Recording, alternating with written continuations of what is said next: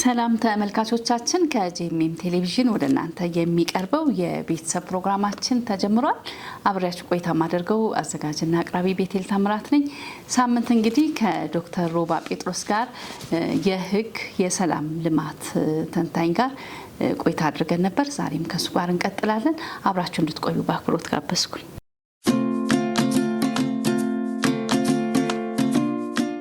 ዶክተር በድጋሚ በጣም አመሰግናለሁ።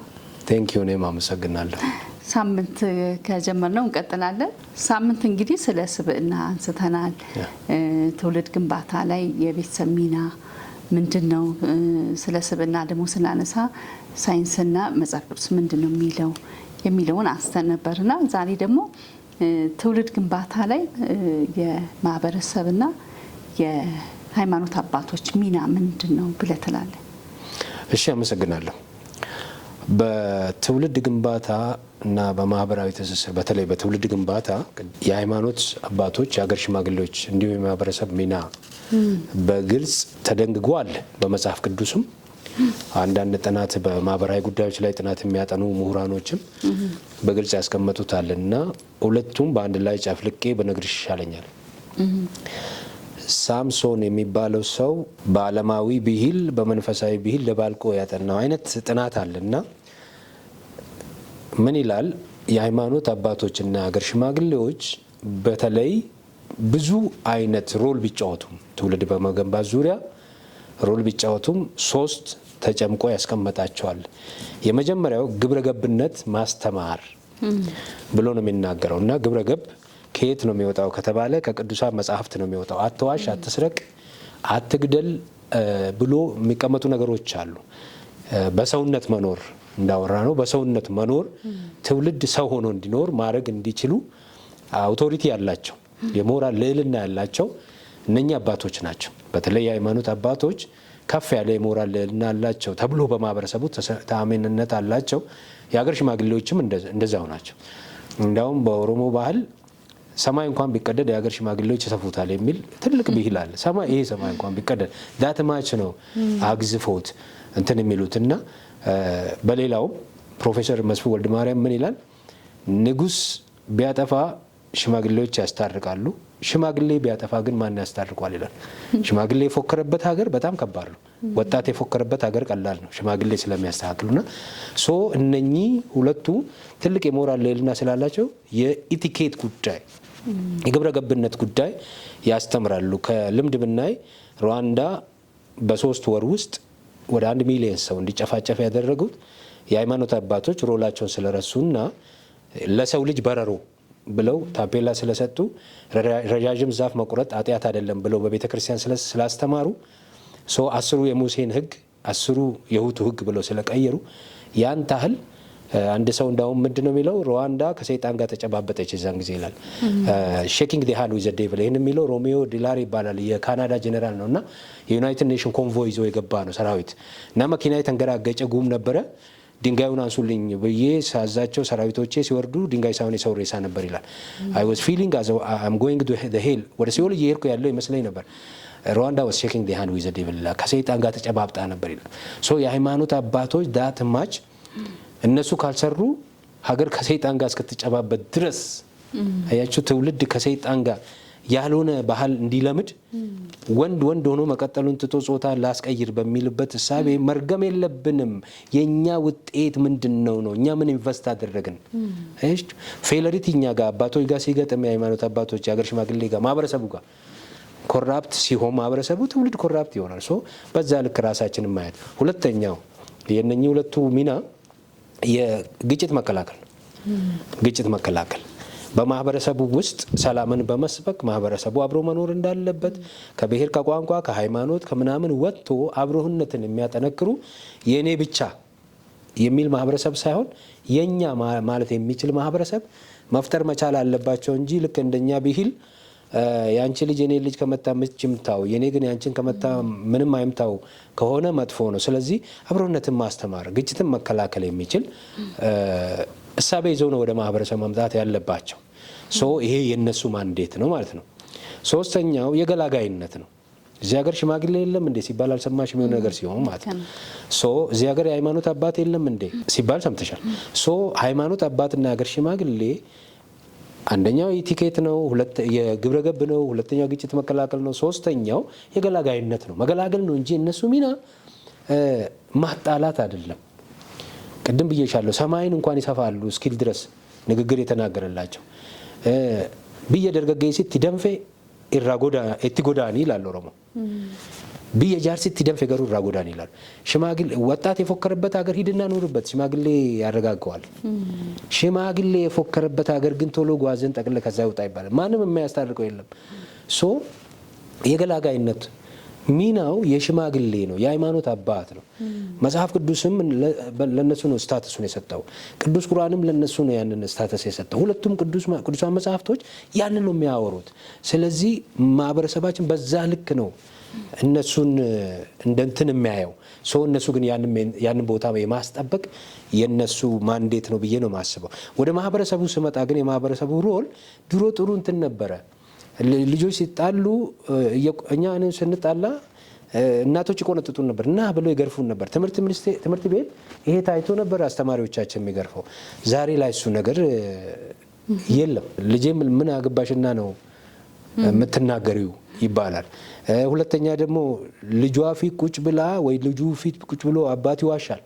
የሆነ ማስታወቂያ አለ እንዳውም ሲደውልለት የት ነህ ሲለው ከአዲስ አበባ ወጥቻለሁ ሲል ልጁ አይ አዲስ አበባ አይደለም እንደ አባቢ ያለ ከዛው ነው የሚጀምረው ማስተማር እና ኢቲኬት መማር የሚጀምረው ከቤት ነው መጀመሪያ እንዳልኩሽና ያን ነገር ማየት መቻል አለብን ብዬ አስባለሁ። አመሰግናለሁ ዶክተር። እንግዲህ አሁን ስለ ቤተሰብ አወራን፣ ስለ ቤተክርስቲያን ሰዎች አወራን፣ ስለ ማህበረሰቡ አወራን፣ ስለ ሽማግሌዎች አወራን። ትውልዱስ ምን ማድረግ አለበት? የራሱ የሆነ ሚና ሊኖረው ይገባል አይደል? እንዲህ ራሱንም ሲገነባና ተግዳሮት ብሎ የሚለው ደግሞ ምንድን ነው? ትውልዱ አሁን ላይ ብዙ ተግዳሮቶች አሉ ለትውልዱ እና ያንንስ እንዴት ይወጣው? በምን መልኩ ማኔጅ አድርገው ብለህ ትላለህ? በጣም አሪፍ። እንግዲህ ይሄ ፕሮግራም መንፈሳዊ ነው። በመንፈሳዊ ብሂል ልመልስልሽ። ይሄን ልክ 8ኛ ክፍል ጨርሼ ወደ 9ኛ ክፍል ስደርስ ድምጽ ይወፈረ ጎረመስኩ እና ቸርች ሄዳለሁ። 2 ሰው ሆንኩኝ።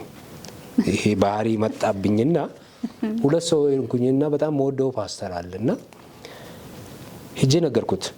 ምከረኝ እስቲ እንዲህ አይነት ችግር ገጥሞኛል፣ እኔ ብልጥ ነኝ፣ ምክር ፈልጋለሁና ምከረኝ፣ ድምጼም ወፍሯል፣ እናቴንም እንዲህ መገላመጥ ጀምሬያለሁ፣ እናቴ ያርድ ነች ስለው እሺና ልምከርህ ብሎ አላስቀመጠኝም።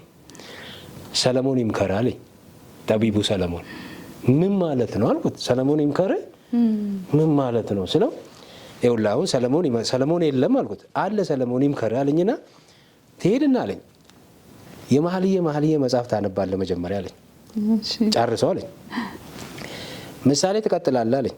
ጨርሰው አለኝ። መክብብን ትጨርስና እኔ ጋር ትመጣለህ፣ ከዛ በኋላ ሪፖርት አድርግልኛለህ አለ። ሄድኩኝና መኃልየ ስጀምር ታውቂያለሽ የሚያወራው ውዴ ምናምን ይላል። ፓስተር ምን ነካው አልኩኝ። ቃሉ ትንሽ ይከብዳል እና አልኩኝ። አነበብኩኝ፣ ጨረስኩ፣ ሞቅ አለኝ ማለት ነው። ምሳሌ ጋር ደረስኩ። ምሳሌ ስደርስ ሰነፍ ሰው እጁን በወጭት እንደሚከተለው ወደ አፉ አይመልሳትም ይላል። ከተተ ወይ እጁ ተቆርጧል ወይ ወጭቱ አይወጣለትም። ልጄ ሆይ የእናትና የአባትን ምክር ስማ ይላል። እዲነችና አሁን ምክሩ ገዘፍ አለ። ተረጋጋ ነው። ቅድም ሞቅ ብሎኝ ነበር፣ አሁን ተረጋጋ። ኦኬ 3ኛ ጨረስኩኝና መክብብ ስደርስ ብዙ ሚስቶች ነበሩኝ አለ። ብዙ የወይን ቦታዎች ነበሩኝ አለ። ይሄ ሁሉ ከንቱ ነው፣ ነፋስን እንደመከተል ነው። ከፀሐይ በታች አዲስ ነገር የለም። ሁሉ ከንቱ ነው። ሁሉ ከንቱ አይደለም። እግዚአብሔር መልካም ፈጥሯል። ሰውየው ያለፈበት መንገድ ነው ከንቱ ያደረገበት፣ አቢውስ ስላደረገ ነው። እግዚአብሔር ሁሉን ከፈጠረ መልካም አለና አንድ ብቻ ነው መልካም ያለው። ሰው ብቻውን ዘንድ መልካም አይደለም ማለት እሱንም መልካም አድርጎ ደመደመው። እግዚአብሔር ሁሉም መልካም አድርጓል። ሰለሞን ግን ያንን ከተፈጠረለት ዓላማ ውጪ ስለኖረበት መልካም አይደለም ከንቱ ነው አለ። ከዛልና ታዲያ ምን ይሻለኛል ሰለሞን ስለው በጉብዝና ወራት ፈጣሪህን አስብ ብሎ ደመደመልኝና ፓስተሩ ጋር መጣሁ። ጨረስኩ ስለው ታውቃለህ አለኝ። ያኛው ጋር ወጣት ነበር ሰውየው፣ ምሳሌ ላይ ጎልማስ ብሏል፣ እዚህ ጋር ሸምግሏል። እንደሱ ዋጋ መክፈል ይሻላልስ አሁን ባለበት ፈጣሪን ብታስብ ይሻላል አለኝ ማለት ነው። አየሽ፣ ከሰው ምክር ይልቅ የሰለሞን ጠቢብ ሰለሞን አይደለ? ከሰለሞን የሚበልጥ በዚህ አለ።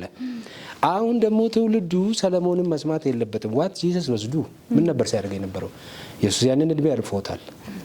አሁን እነሱ የሚቸገሩበትን እድሜ አይሽ፣ አሁን የሚፈተናቸው ነገር አለ። እኔ እኮ ወጣት ነኝ፣ ያንን እድሜ አልፎታል። እንዴት ነው ያለፈው ያንን እድሜ? ያንን ትራክ ይከተሉና በዚህ እድሜ እንዴት ነው ያለፈው ግን እሱ ብለው ጳውሎስ ጋር ሄደው እንዴት ነው ያለፈው ሰው ምናምን ስትሉት ከኃጢአት በስተቀር በሁሉ ነገር የተፈተነ በድካማችን ሊራራልን የሚችል ሊቀ ካህን አለ ይላል። በዚህ እድሜ ማዘን አለ፣ ኢየሱስ አዝነዋል። መከፋት አለ፣ ኢየሱስ ተከፍቷል። ከኃጢአት በስተቀር በሁሉ ተፈትኗል ይላል። ሰው አልፎታል፣ ኢየሱስ እኔም አልፋለሁ። ስለዚህ ትውልድ የመጀመሪያው ምክር መስማት ያለባቸው ከነ ሰለሞን ከንትን ከጨረሱ በኋላ ፋሚሊ አለ፣ በተለይ ብዙ ኦፖርቹኒቲዎች አሉ። ሁለተኛ መጤ በዓሎችን መርጦ መብላት የሚል መርህ መከተል መቻል አለ። ሁሉም እንደመጣ ከገባ በጣም ከባድ ነው። ልክ እንደ ቡፌ በዚህ ጊዜ በሞባይላችን እቤት ውስጥ መጥቶልናል። ቡፌ ቦታ ሄደን ሁሉም ብናነሳ እርግጠኛ ነኝ አዳራችን አልጋ ላይ ሳይሆን አዳራችን ሌላ ቦታ ሊሆን ይችላል። ሞባይላችን ላይ የመጣልን ነገር በሙሉ ግራስ ባርገን ከምንበላ መርጦ መብላት የትኛው ነው እኔን መገንባት የሚችለው? እናቴን ፈርቼ አባቴን ፈርቼ የሚል ትውልድ ሳይሆን እግዚአብሔር ያየኛል ነው እኔም ደግሞ አይጠቅመኝም፣ ሁሉ ተፈቅዶልኛል ሁሉ ግን አይጠቅመኝም አይደለም የሚለው። እኔ አይጠቅመኝም፣ እኔ በቃ ይሄ ነው የሚመጥነኝ ብሎ ራሱን ከመገበ ነገ ትልቅ ሰው ይሆናል። ካልሆነ ግን ለሱም ፈተና ስለሚሆን ይሄ ነው። ሶስተኛውና የመጨረሻው በዚህ ዙሪያ ማንም እድሜው እንዲያጥር አያስፈልግም አይደለ?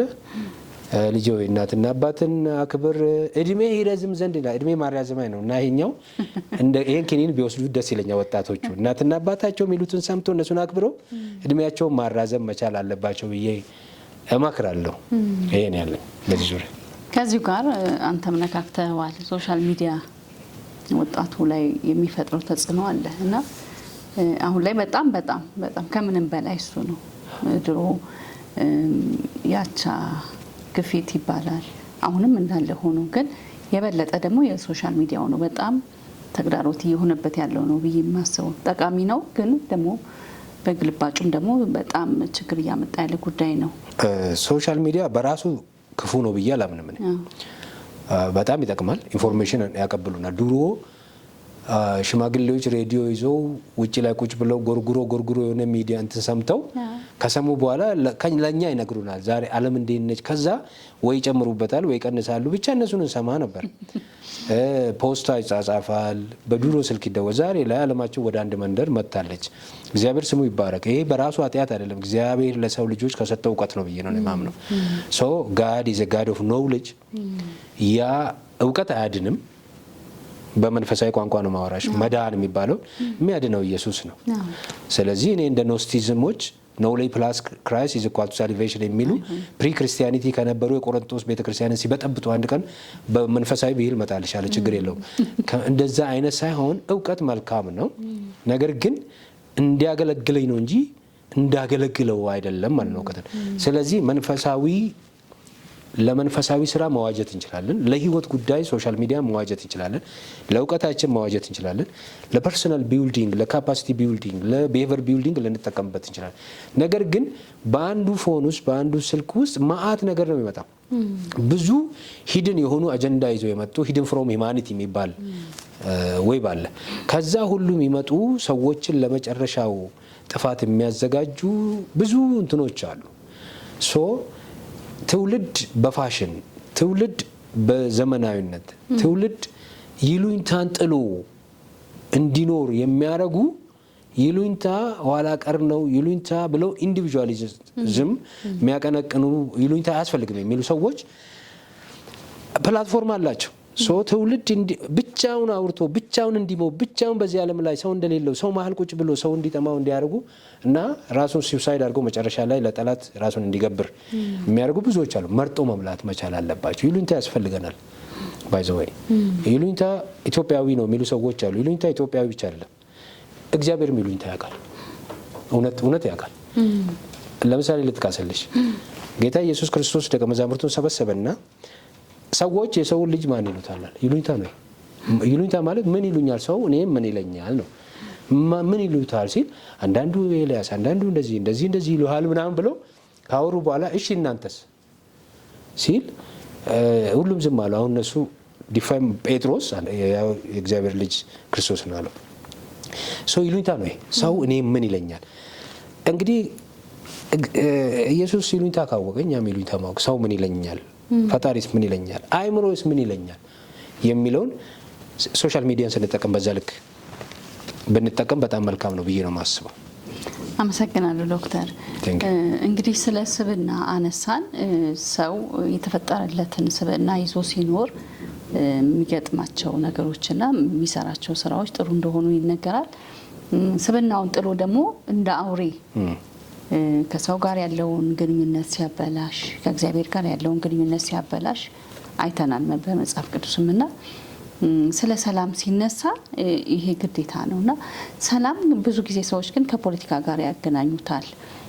እንደ ቤተሰብ፣ እንደ ሀገር፣ እንደ ቤተ ክርስቲያን ምን መሆን አለበት? ከኛ የሚጠበቀው ከስብዕናችን አንጻር ምንድን ነው የሚጠበቀው ብለህ ትላለህ? ቴንኪዩ። ይሄ እንግዲህ የኔ ሙያ ነው የተማርኩትም ነው እና ሰላም እና ሴክቶሪያል ነው ብለን ነው እኛ የምናምነው። ሴክቶሪያል ማለት እከሌ ብቻ ነው ሰላምን ማምጣት የሚችለው ብለን አናስብም።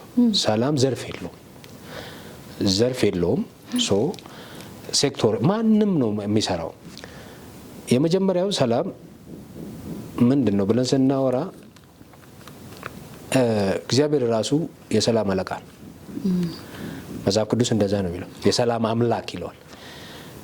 የትኛውም ሃይማኖት ይህንን በደንብ ከእግዚአብሔር ጋር አታች ያደርጓል። በእስልምናም ሃይማኖት አልሰላም ይባላል። አልሰላም። በክርስትናም የሰላም አለቃ ነው የሚለው። ሶ እንዳውም ሰላሜን እሰጣችኋለሁ፣ ሰላሜን እተውላችኋለሁ ይላል። እኔ የምሰጣችሁ ሰላም ዓለም እንደሚሰጠው የዓለም ሰላም አለ። እኛ በአፈሙዝ በተለያየ በምናምን መንፈሳዊ ሰላም ነው። በተለይ መንፈሳዊ ሰው በጥባጭ መሆን የለበትም። የዓለማዊ ሰላም ሊኖረው ይገባል። ከዛ በበለጠ ደግሞ እኔ የምሰጣችሁ ሰላም ዓለም እንደሚሰጠው አይደለም የሚለው ኢንተርናል ፒስ የምንለው ይሄ ዊዝን ፒስ።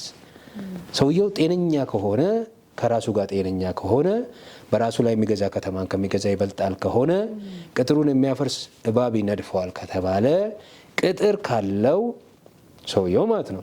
ቅጥር ሰርተህ ብለን ከዘመርን የመጀመሪያው በዚህ ምድር ሰላማዊ ሰው እኛ ነን እንጂ የእሷን ያሳየን የምንል ከሆነ የኖርንለትና የተነገርና የነገርነውን ነገር ልክ አይደለም ማለት ሳይሆን እኛ ነን ልክ ያለው። መልልሽ ፈልጌ ነው መሰለሽ፣ መንፈሳዊ ሰላም የውስጥ ሰላም ነው። እንዲህ አይነት ሰዎች ሲሰባሰቡ ለዓለም መፍትሄ ነው የሚሆኑት። የጀርመንን ግንብ ንደው አንድ ሀገር አንድ ሕዝብ ያደረጉት ውስጣዊ ሰላም የበራላቸው ያንን ያሳደጉ ማህበረሰቦች ናቸው። ከዓለም ጦርነት በኋላ ከሁለተኛው ዓለም ጦርነት በኋላ ጀርመን ለሁለት ተከፈለች በኮሎኒ ምክንያት። መከፈል ብቻ ሳይሆን አትድረስብኝ ብሎ ግንብ ሰሩ፣ ትልቅ ግንብ ሰሩ። የአእምሮ ግንብም ተሰራ፣ የፊዚካል የሚታይ ግንብም ተሰራ። ሁለት ህገ መንግስት ተቀረጸ፣ ሁለት ሀገር ሆኑ፣ ሁለት መንግስት ተፈጠረ። ስለዚህ የውስጥ መንፈስ የበራላቸው ውስጣዊ ሰላም ያላቸው መንፈሳዊ ሰዎች ሰኞ ስራ ከመግባታቸው በፊት ሰላማዊ ሰልፍ ያደርጋሉ። ሰላማዊ ሰልፍ፣ ይሄ ቋንቋ በጣም እንዲሰማ ይፈልጋለሁ። እኛ ሀገር ሰላማዊ ሰልፍ ተብሎ መኪና አቃጥሎ መስኮት ሰብሮ ሰው ገሎ ከዛ በኋላ ፖሊስ ገደለኝ ይላል በጥብጦ። ሰላማዊ ሰልፍ ማለት ድምፅ አሰምቶ መመለስ ነው እንጂ መስኮት መስበር አይደለም። ሰው እነሱም ሰኞ ስራ ከመግባታቸው በፊት we are the people ብለው መፈክር ያሰማሉ። እኛ ህዝብ ነን፣ ሰው ነን፣ ምስራቅና ምዕራብ ጀርመን አይደለንም፣ we are the people ብለው ሁሌ ይላሉ። ሁለቱ መንግስታቶች ለምን ድምጻቸውን አንሰማሙ? እውነቱ እኮ ነው አሉና ተቀራረቡ። ሲቀራረቡ ህዝብ ለህዝብ አገናኟቸው። አበርማስ የሚባል አንድ ምሁር ኮንስቲቱሽናል ፓትሪዮቲዝም ህገ መንግስታዊ አርበኝነት፣ ቀናኢነት፣ ወንድምነት፣ ፍራተርኒቲ የሚል መርህ ቀረጸላቸው። ግንቡ ፈረሰ። የአእምሮውን ግንብ በትምህርት ያስተካከሉት። ዛሬ ጀርመን ያለችበትም ማየት እንችላለን። ስለዚህ በተለይ መንፈሳዊ ሰዎች መፍትሄ ናቸው እንጂ እነሱ ራሳቸው ተመልሰው እንቅፋት መሆን የለባቸው። ስለዚህ ሰላም እንደኔ አይነት ፖለቲከኛ አመጣል የሚል መንፈሳዊ ሰው ካለ እሱ ተሳስቷል። አመጣለው ግን የመጀመሪያ የሚጠበቀው ወንጌል እጁ ላይ ያለ ሰው፣ ቅዱስ ቁርአን ቅዱስ ወንጌል እጁ ላይ ያለ ሰው ከሁለቱ በተለይ ከነኚህ ሃይማኖት መሪዎች በጣም እንጠብቃለን ነው። በተለይ ወንጌልን የሚሰብክ የምስራች ነው። ወንጌል የምስራች ቃል የያዘ ሰው ተመልሶ ከፖለቲካው ጋር ሲቀላቀል ጥሩ አይደለም። በኢየሱስ ስም ብለህ 4 ኪሎ አይደለም መንግስተ ሰማያት ነው ማስገባት ያለብህ። ትውልድን ለፖለቲካ የምታበቃው ስነ ምግባር አስተምረው፣ ህዝብ እንዲያፈቅር አድርገው፣ ለሀገር ለህዝብ ታበረክታል፣ ለመንፈሳዊ ሰውነቱን ትገነባውና ደግሞ ለመንግስተ ሰማያት ታበቀዋል። የመዳን መንገድ ታሳየው ነው። ስለዚህ ያንን የሚሰራ ሰው የሰላም ሰው ነው አይደል? እግሮቹ እንደ ከዋክብት ያበራሉ ይላል አይደል? ያ እንደዚህ ናቸው እነሱና ሰላም እንዳውም እንጠብቀው ከቤተ ክርስቲያን፣ ከሃይማኖት ቦታ፣ ከእምነት ተቋማት ትልቅ የሰላም እሴቶች እንጠብቃለን ለሀገር። እነ ጀርመንን ያስታረቁ እነሱ ናቸው። እና አሜሪካ ውሰጅ። የአሜሪካ አባቶች እስከ አሁን ራሱ ፓርላማቸው ከጀርባ የተጻፈውን አይተሻል። ዊ ትረስት ኢን ጋድ ነው የሚሉት። እሺ አባቶች ያን የከፈሉት ዋጋ ዛሬ እግዚአብሔርን እየበደሉ የሚኖሩት ትውልድ እንኳን ምሕረት አድርጎላቸው እግዚአብሔር ከነሱ ጋር ይቀጥላል። አየሽ አባቶች ጥሩ ሲሆኑ ሀገር ጥሩ ይሆናል። ዘዳግም ላይ ነው መሰለኝ ምንድን ነው የሚለው? በላይ በሰማይ ካለው በታይ በምድር ካለው ከምድርም በታች በውሃ ካለው የማናቸውንም ምስልና ምሳሌ አትቅረጽ፣ ለራስህ አታምልከው ይልና እኔ አምላክ እግዚአብሔር ለሚወዱኝ እስከ 1000 ትውልድ ድረስ ምሕረትን የማደርግ ለሚጠሉኝ ግን ከ3 እስከ 4 የአባቶችን ኃጢአት በልጆች ላይ ማመጣ ቀናተኛ አምላክ ነኝ ይላል። አባቶች ጥሩ ሲሆኑ እስከ 1000 ትውልድ ድረስ ትውልድ ይማራል። ምንም እንኳን በእግዚአብሔር መንገድ ላይ ባይኖር እያየን ያለ ነው። አባቶች መጥፎ ሆነው ሰውን ከነ ህይወት እየቀበሩ በሃይማኖት ስም ሰውን እያገለሉ የሚኖሩ ከሆነ ከ3 እስከ 4 የአባቶችን ኃጢአት በልጆች ላይ ማመጣ ቀናተኛ አምላክ ነኝ። ይሄ መጽሐፍ ቅዱሳዊ መርህ ነው። አባቶች በጥንቃቄ ነው ዘመናቸውን ጨርሰው ለትውልድ በረከት አሳልፈው መሄድ ያለባቸው። በረከትንም ሰላምንም ሞስት ፕሮባብሊ ከመንፈሳዊ ቤት እንጠብቃለን ለማለት ፈልጌ ነው። አመሰግናለሁ ዶክተር። መጨረሻ እንግዲህ ጥያቄን ጨርሻለሁ። እኔ ማስተላለፍ የምትፈልገው መልእክት ካለ? እንግዲህ የሰማነውን በልቦናቸውን ያኑር ነው የሚባለው። ሲዝን በተለይ ቺን በደንብ እንዲይዙልኝ የምፈልገው በቀድሞ ፕሮግራሞች ላይ ብዬልሻለሁ። ሲዝን ዊዝ ሪዝን የጆሮ ዘመን አለ፣ የቀንድ ዘመን አለ። እኔ ሁሌ ተስፋ ነው የሚታየኝ፣ ለሀገራችንም ተስፋ ነው የሚታየኝ። እዚህና እዛ ብልጭ የሚሉ አንዳንድ ነገሮች ይከስማሉ። ምክንያቱም ከውጭ የሚደረጉብን ጫናዎች እነኝ እጆች አሉ። ይቀራል። እሱ የጆሮና የቀንድ ዘመን አለ ምልሽ አጠር ያለ ምሳሌ በምሳሌ ባስረዳሽ ይሻለኛል። ሰውየው ጥጃ ገዛና ጆሮዋን ይዞ ይነዳታል። ስታናደ ጆሮዋን ይጎትታል። ከዛ ይደበድባታል። ያ ዘመን የጆሮ ዘመን ነው። ከዛ ወሰደና ሰፈር አስቀመጣት። እኔ ጋቼ አታርግም ብሎ ጠላት። ሌላ ቀን ሄዶ ሲያመጣት ቀንድ አውጥታለች። ቀጠቀጣት። ሲቀጠቅጣት ወጋቸው። ከዛ ሽማግሌ ጋር ሄደና እንዲ ድሮ መቀጠቅጣት ጥጃ ዛሬ ወጋችኝ ሲል አንተ ሰውዬ የጆሮና የቀንድ ዘመን አለይህም ማለት ነው አለው። እግዚአብሔር ያሰማሃል፣ ከዛ ወደ ድል ያወጣሃል። ዳዊት ለዛ ነው ተከሌለ አታውጣኝ ሲል ሹክሹክታ ያሰማዋል። መጀመሪያ ሹክሹክታ ሲያሰማው እግዚአብሔር አልፏል ይላል። አሁን የጆሮ ጊዜ ነው። በኋላ ጠላቱን ሄዶ ይመታል። አሁን የቀንድ ጊዜ ያለና በዛ ለዳዊት ቀንድን አበቀለለት ይላል አይደል? አንድ ቀን እንዳለው አደረገው ይላል። ይሄ መጽሐፍ ቅዱሳዊ መርህ ነው። ሀገር ተስፋ የሚነገራት ዘመን አለ።